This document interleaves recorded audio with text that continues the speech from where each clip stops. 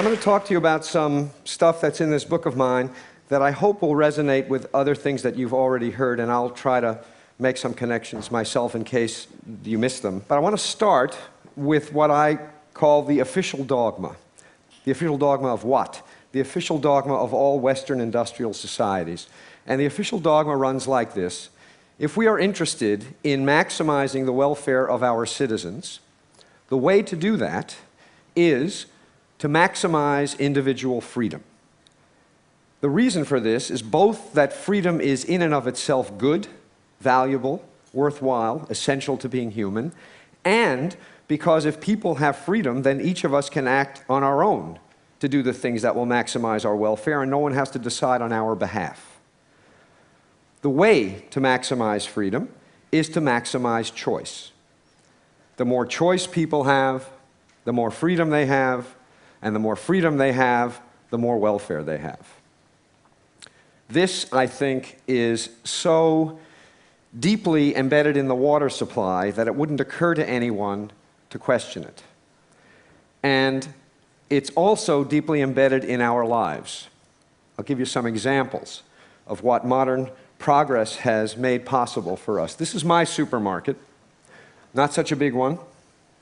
I want to say just a word about salad dressing. 175 salad dressings in my supermarket. If you don't count the 10 extra virgin olive oils and 12 balsamic vinegars you could buy to make a very large number of your own salad dressings in the off chance that none of the 175 the store has on offer suits you. So this is what the supermarket is like. And then you go to the consumer electronics store to set up a stereo system, speakers, CD player, tape player, tuner, amplifier, and in this one single consumer electronics store, there are that many stereo systems. We can construct 6.5 million different stereo systems out of the components that are on offer in one store. You got to admit that's a lot of choice. In other domains, the world of communications, there was a time when I was a boy when you could get any kind of telephone service you wanted as long as it came from Ma Bell. You rented your phone, you didn't buy it. One consequence of that, by the way, is that the phone never broke. And those days are gone. We now have an almost unlimited variety of phones, especially in the world of cell phones. These are cell phones of the future. My favorite is the middle one, the MP3 player, nose hair trimmer, and creme brulee torch. And if by some chance you haven't seen that in your store yet, you can rest assured that one day soon you will. And what this does is it leads people to walk into their stores asking this question. And do you know what the answer to this question now is? The answer is no. It is not possible to buy a cell phone that doesn't do too much. So, in other aspects of life that are much more significant than buying things, the same explosion of choice is true. Healthcare. It is no longer the case in the United States that you go to the doctor and the doctor tells you what to do. Instead, you go to the doctor and the doctor tells you, well, we could do A or we could do B. A has these benefits and these risks. B has these benefits and these risks. What do you want to do? And you say, Doc, what should I do? And the doc says, A has these benefits and risks, and B has these benefits and risks. What do you want to do? And you say, if you were me, Doc, what would you do? And the doc says, but I'm not you.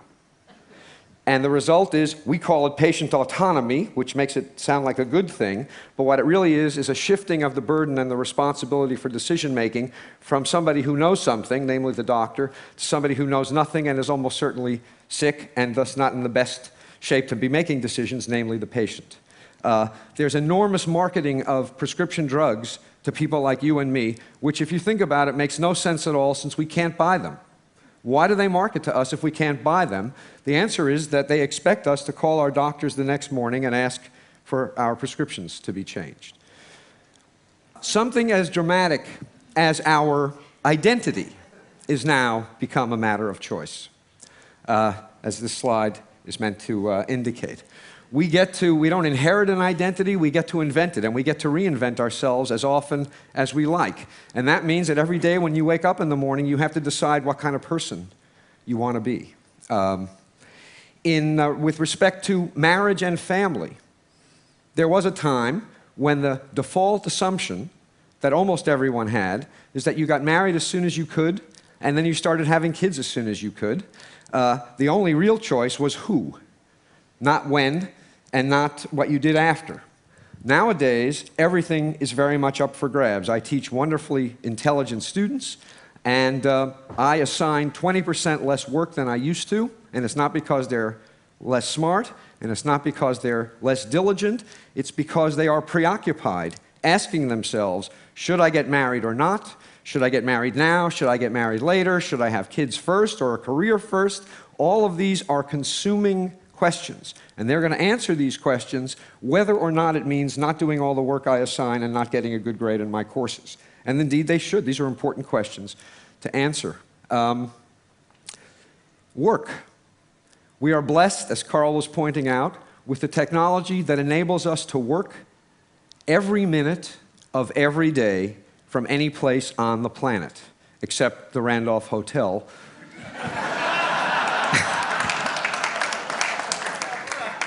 There is one corner, by the way, that I'm not going to tell anybody about where the Wi-Fi works. I'm not telling you about it because I want to use it. So what this means, this incredible freedom of choice we have with respect to work, is that we have to make a decision again and again and again about whether we should or shouldn't be working. We can go to watch our kid play soccer, and we have our cell phone on one hip, and our BlackBerry on our other hip, and our laptop presumably on our laps. And even if they're all shut off, every minute that we're watching our kid mutilate a soccer game, we are also asking ourselves, should I answer this cell phone call? Should I respond to this email? Should I draft this letter? And even if the answer to the question is no, it's certainly going to make the experience of your kid's soccer game very different than it would have been. So everywhere we look, big things and small things, material things and lifestyle things, life is a matter of choice. And the world we used to live in looked like this. That is to say, there were some choices, but not everything was a matter of choice. And the world we now live in looks like this. And the question is this good news or bad news? And the answer is yes. We all know what's good about it, so I'm going to talk about what's bad about it. All of this choice has two effects, two negative effects on people. One effect, paradoxically, is that it produces paralysis rather than liberation. With so many options to choose from, people find it very difficult to choose at all. I'll give you one very dramatic example of this, a study that was done of investments in voluntary retirement plans. A colleague of mine got access to investment records from Vanguard, the gigantic mutual fund company of about 1 million employees in about 2,000 different workplaces. And what she found is that for every 10 mutual funds the employer offered, rate of participation went down 2%. You offer 50 funds, 10% fewer employees participate than if you only offer 5. Why? Because with 50 funds to choose from, it's so damn hard to decide which fund to choose that you'll just put it off till tomorrow, and then tomorrow, and then tomorrow, and tomorrow, and tomorrow, and of course tomorrow never comes. Understand that not only does this mean that people are going to have to eat dog food when they retire because they don't have enough money put away, it also means that making the decision is so hard that they pass up significant matching money from the employer. By not participating, they are passing up as much as $5,000 a year from the employer, who would happily match their contribution. So paralysis is a consequence of having too many choices, and I think it makes the world look like this.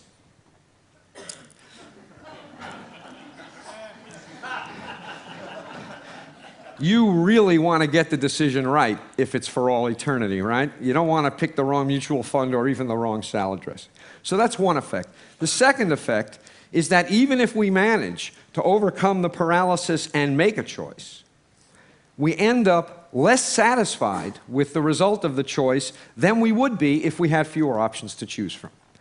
And there are several reasons for this. One of them is that with a lot of different salad dressings to choose from, if you buy one and it's not perfect, and you know what salad dressing is, it's easy to imagine that you could have made a different choice that would have been better.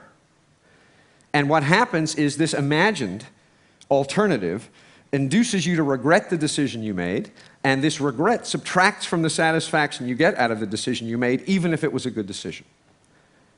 The more options there are, the easier it is to regret anything at all that is disappointing about the option that you chose. Second, what economists call opportunity costs. Dan Gilbert made a big point this morning of talking about how much the way in which we value things depends on what we compare them to.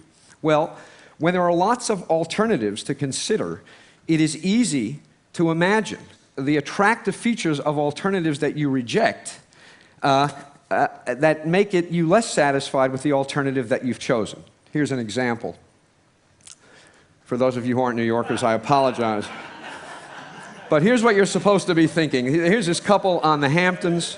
Very expensive real estate, gorgeous beach, beautiful day. They have it all to themselves. What could be better? Well, damn it, this guy is thinking, it's August. Everybody in my Manhattan neighborhood is away. I could be parking right in front of my building.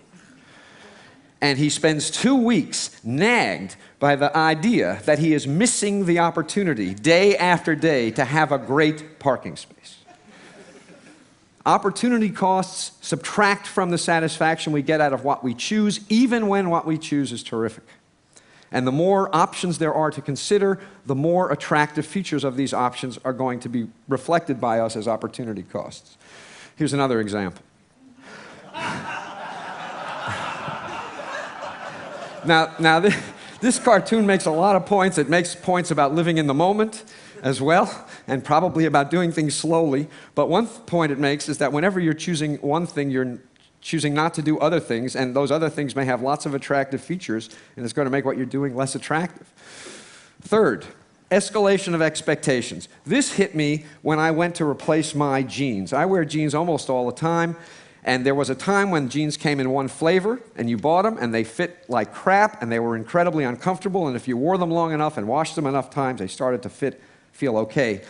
So I went to replace my jeans after years and years of wearing these old ones, and I said, I want a pair of jeans, here's my size, and the shopkeeper said, do you want slim fit, easy fit, relaxed fit? You want button fly or zipper fly? You want stone washed or acid washed? Do you want them distressed? Do you want boot cut? Do you want tapered? Blah, blah, blah, on and on. He went. My jaw dropped. And after I recovered, I said, I want the kind that used to be the only kind.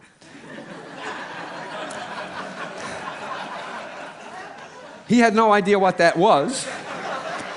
So I spent an hour trying on all these damn jeans, and I walked out of the store, truth, with the best fitting jeans I had ever had. I did better. All this choice made it possible for me to do better.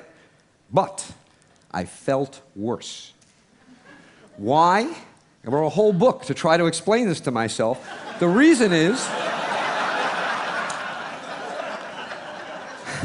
the reason I felt worse is that with all of these options available, my expectations about how good a pair of jeans should be went up.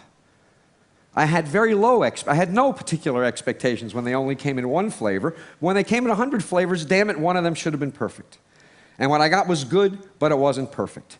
And so I compared what I got to what I expected, and what I got was disappointing in comparison to what I expected. Adding options to people's lives can't help but increase the expectations people have about how good those options will be, and what that's going to produce is less satisfaction with results even when they're good results. Nobody in the world of marketing knows this, because if they did, you wouldn't all know what this was about. The truth is more like this. The reason that everything was better back when everything was worse is that when everything was worse, it was actually possible for people to have experiences that were a pleasant surprise. Nowadays, the world we live in, we affluent, industrialized citizens, with perfection, the expectation, the best you can ever hope for is that stuff is as good as you expect it to be. You will never be pleasantly surprised because your expectations, my expectations, have gone through the roof. The secret to happiness, this is what you all came for. The secret to happiness is low expectations.